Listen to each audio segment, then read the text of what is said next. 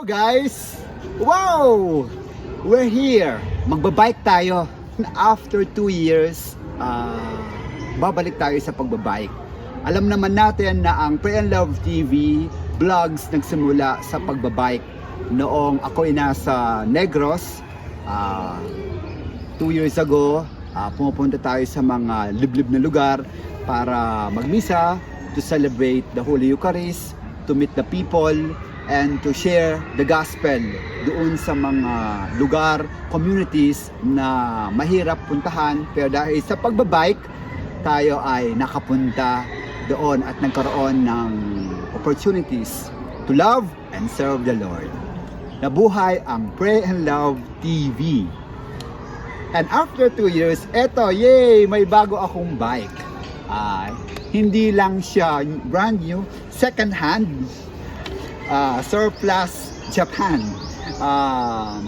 Nabili ko nung Feb 11, kaya itong bago kong bike, second hand, ay pinangalan kong Lourdes.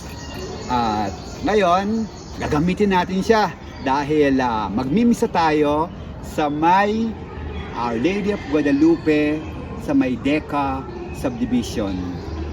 At gagamitin natin ngayon itong bisikleta, si Lourdes.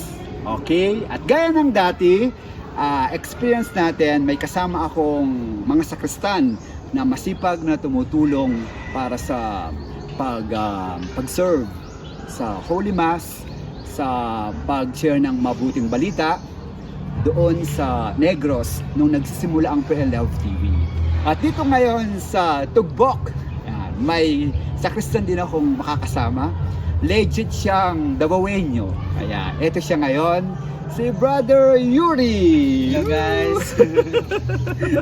Welcome to our vlog. Yan, welcome mo sila sa vlog ng Pray and Love TV. Si Brother Yuri ay sakristan dito sa Holy Family Monastery, Carmelite Community. Tanong lang natin bago tayo magbiyahe, no? Yuri, ilang taong ka na bang sakristan? Naging sakristan ako dito sa Carmelites 2 years ago. 2 years ago, wow. Tagal-tagal na rin. Tagal-tagal na, kailan yung last na pag-serve mo? Yung last serve ko, Pads, nung simbang gabi. Simbang Yan, gabi? nakumpleto ko yan. Wow, no? Imagine, no? Nakumpleto mo for 9 days. Tapos hindi ka lang nagsisimba, nag-serve ka pa, no? Ano ba ang trabaho mo kapag ikaw ay nag-serve? Ikaw ba ay Minsan, nagdadala ng kandila? Okay din sa akin yung candle, Pads. Yung last nung simbang gabi, nagano ako, incense ako. Wow, incense. Isa sa major role ng mga sakristan. Ang tawag doon ay turifer. So, ikaw ay turifer, no? Ikaw ay incenser. Okay? So, Incense. malaking ano ko lang, no? Curious lang ako. Yuri, bakit mo namang naisipan na maging sakristan? Ano ang pumasok sa isipan mo at naisipan mo ngayong magsakristan? Pads, noon kasi yun, nagsimba ako. Tapos may mga kaibigan ako dito sa simbahan. Naging sakristan din sila. Kaya nung nakita nila ako, in-invite nila ako maging sakristan. Kaya tinry ko naman, okay lang din naman, madami kang matututunan. Tapos unang-una din, syempre, naging sakristan ako dahil gusto ko mag-serve kay God. Yun yung importante. Tapos gusto ko din makatulong sa mga mag-prepare sa simbahan. Gusto ko mag-serve sa mga tao, sa kay God din. So kay God, no? Si God ang dahilan kung bakit na-in-love ka sa pag-serve sa pagiging sakristan. Wow. Hindi ka naman nagsisisi sa pagiging sakristan mo? Ay, hindi ako magsisisi sa aking pagiging sakristan. Oo. Dahil nga dito, madami akong naging kaibigan. Madami akong natutunan. At saka naging responsable yung buhay ko. Dahil nagkaroon ako ng takot sa God. Wow, ganda naman.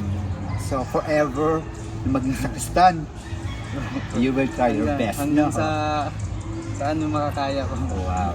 May grasya, tutulungan ka ni Lord, no? Basta ano lang tayo, laging ganito ang iyong puso, ang iyong disposisyon, ang magbigay ng oras, ng sarili para kay God, para sa simbahan, at para sa isig katao, no? Amen? Amen. So tayo ngayon, habang tayo ay nagkukwentuhan, papunta na tayo dun sa baka mabalik,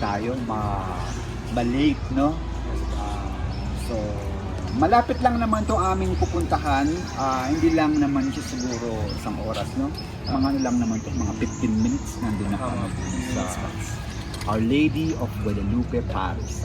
So bago tayo magbiyahe, syempre pagbabike alam natin lagi tayong naka-expose sa peligro, no? Pero ang pagbabike naman, ano mo na, di ba? Master mo na, no? Master. Dahil noon pa lang, nagbabike na ako kahit nung bata pa ako.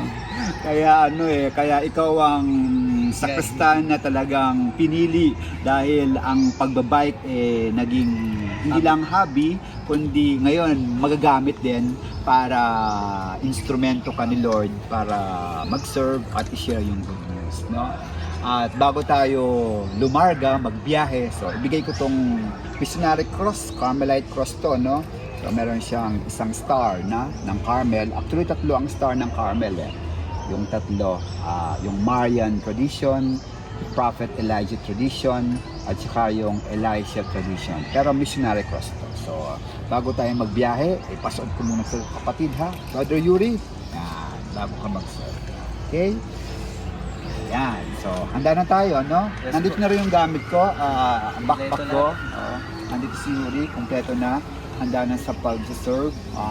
Bike tayo, dito tayo dadaan, tapos shortcut tayo. Tayo ngayon, bibiyahe.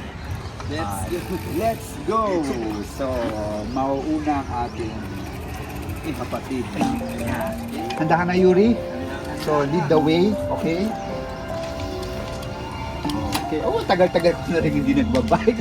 Kaya ko pa ba? Okay, let's go and go to switch the good news. Okay. Tayo ay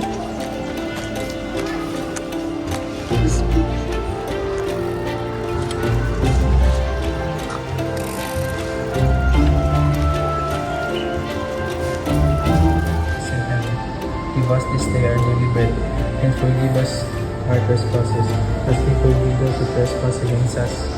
And lead us not into temptation, but deliver us from evil. Amen.